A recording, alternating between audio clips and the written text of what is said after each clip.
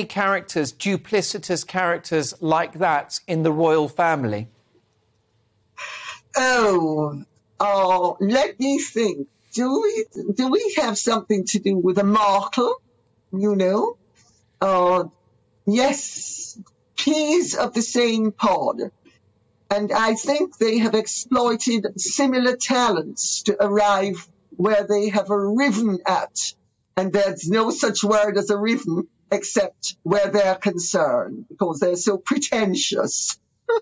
Well, yes, you've written a compelling book all about Meghan Markle. So you don't see her marriage to Harry as a happy accident? Well, I think she's very calculating, and I think that if he had not been Prince Henry of Wales, she wouldn't have given him 2 minutes, much less the length of time she intends to give him. And notice how dexterously she moved him from the royal family to California, a community property state, so that what happened with Sarah York will never happen with her. She has clearly decided that she wasn't going to give her time or her energy to the British people or serving humanity when she could serve her financial interests in a community property state where in the event of a divorce, she gets a whopping 50%. Do you think she was ever committed to being a serving member of the royal family? Well, it depends. Yes, of course, she was very committed to being self-serving, but only self-serving. Public service, not a chance. This is a woman who, in my opinion, everything is calculated and it all comes down to status and bucks and attention. And what do you think is next for this young woman? She's got her prince, she's got her mansion in California, she's got the Netflix and Spotify deals. Do you think she has fulfilled her ambitions at this point? No, I think, in fact, first of all, I've been reliably informed that the figures that have been quoted, and I've said it all along, were pie in the sky. Netflix and Spotify have not given them anywhere near the amount of money that they would like the world to believe. And also not only the world, but other potential slumps who are going to buy their lives and buy their nonsense. No, I think that she is in some ways on a very slippery slope, shades of Rebecca Vardy. The chickens come home to roost when you are as artificial as these women are. Does Harry wake up one day in the next few years and just think to himself, God, what have I done? Or has he already had that thought?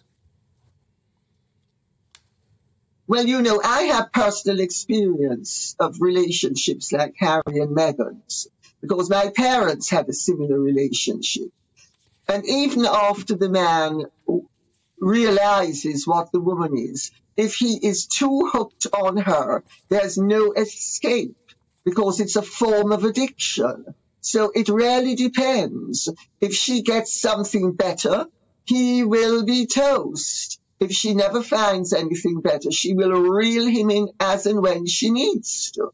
That's the modus operandi of people who are very opportunistic, narcissistic, and exploitative. And the men are usually quite besotted some of the time, but it's also they are very successful, not only because they initially appear to be, as Johnny Depp said about Amber Heard, so perfect that it's too good to be true, but they also, once things start to go awry, they rely on variable reinforcement, 1 minute nasty, the next minute nice. So the guy doesn't know whether they're coming or going. Do you think that Harry has the moral courage to walk out at a certain point? Will he be able to escape this if it is a trap? Well, I said in my book that I was told that the royal family's great fear was that Harry would actually end up doing something rather dramatic and final.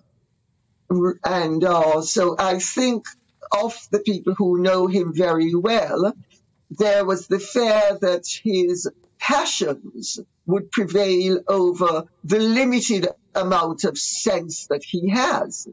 He's not the brightest star in the constellation.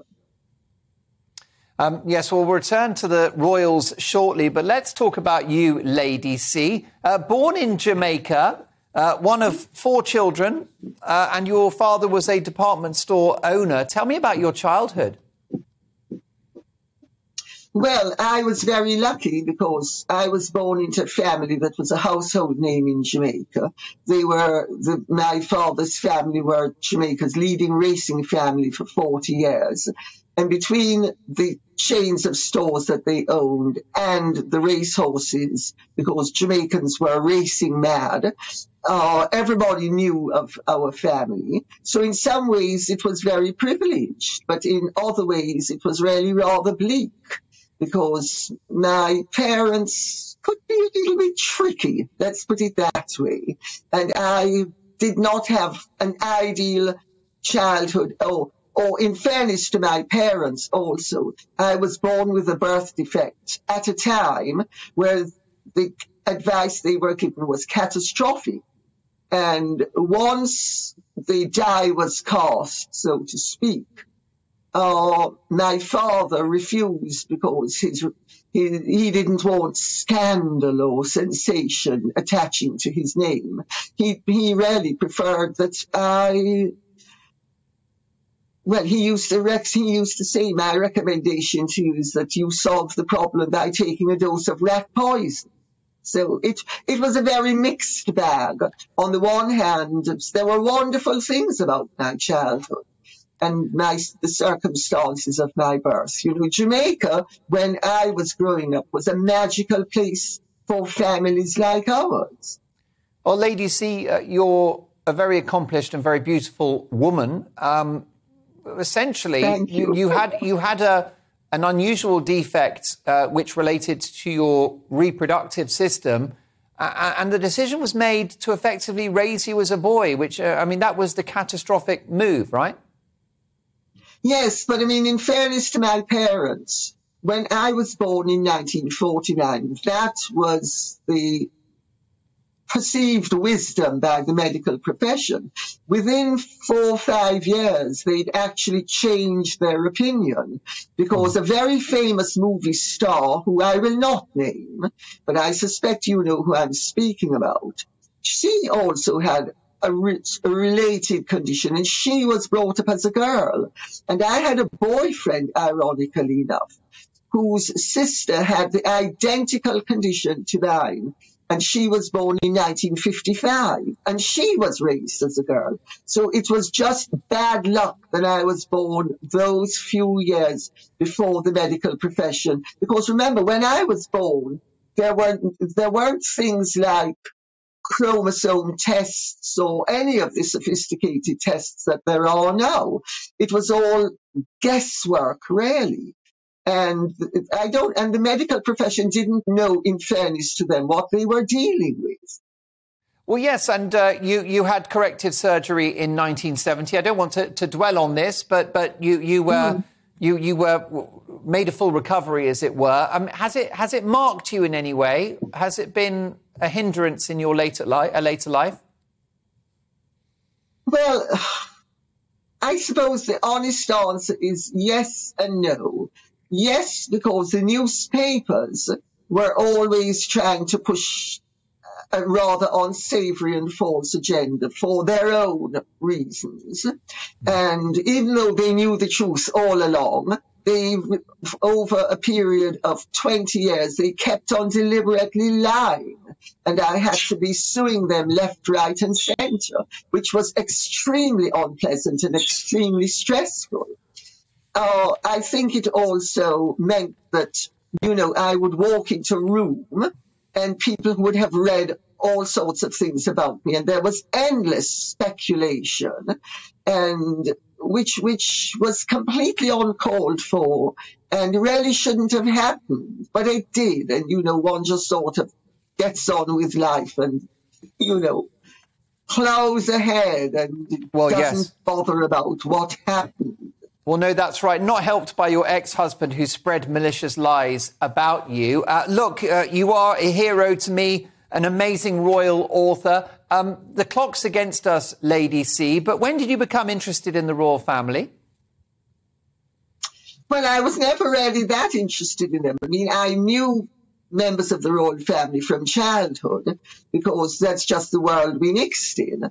But I wasn't really particularly interested in them. My Diana book, which was what started it all, was a fundraiser for 3 of my charities, which were 3 of her charities. And that's how I got involved. It was a fundraiser for charity. And she is the one who spun it into something else. And then she fatally, in the middle of the story, so to speak, changed her story. And at that point, I realized that Prince Charles had a huge problem on his hands. Because if I didn't proceed with my book and speak the truth about what had happened, she was going to promulgate the lies that she wanted me to tell. And indeed, she got Andrew Morton to tell them. The whole thing was unbelievable. And I mean, I sort of, as with much that's happened in my life, I sort of ended up getting involved in something I didn't really intend to get involved with. Well, who knew? Who knew? Lady C, very briefly then, finally, in 100 years' time, will we still have a royal family? I hope so, because constitutional monarchy is the best form of government for many different reasons, which we don't have the time to go into. Republican forms of government are too politicized. At any given time, the leader of the country is alien to a large percentage of the country. This does not happen with a royal family that is responsive to the mood and the needs of the people. And really, through my royal books, because I was pretty indifferent to the royal family, except to meet them socially, but through my royal books, I've come to see the work they do, how valuable it is, and how invaluable they are, if only because by their very existence, they prevent ambitious politicians from occupying the position representing the nation that they have. I agree. And finally, Lady C, if you had your life all over again, would you go back into the jungle? Would you do I'm a Celebrity, Get Me Out of Here? Yes, I would. I would, and I'll tell you why. It was a terribly disagreeable experience, thanks to Duncan Bannatyne and Tony Hadley, who are 2 of the biggest jerks that God put on this earth.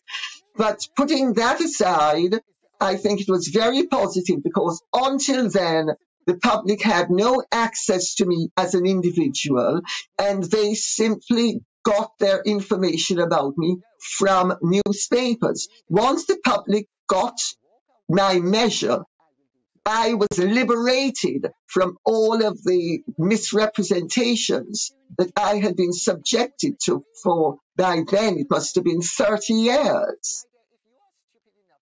So I'm glad I did it for that reason.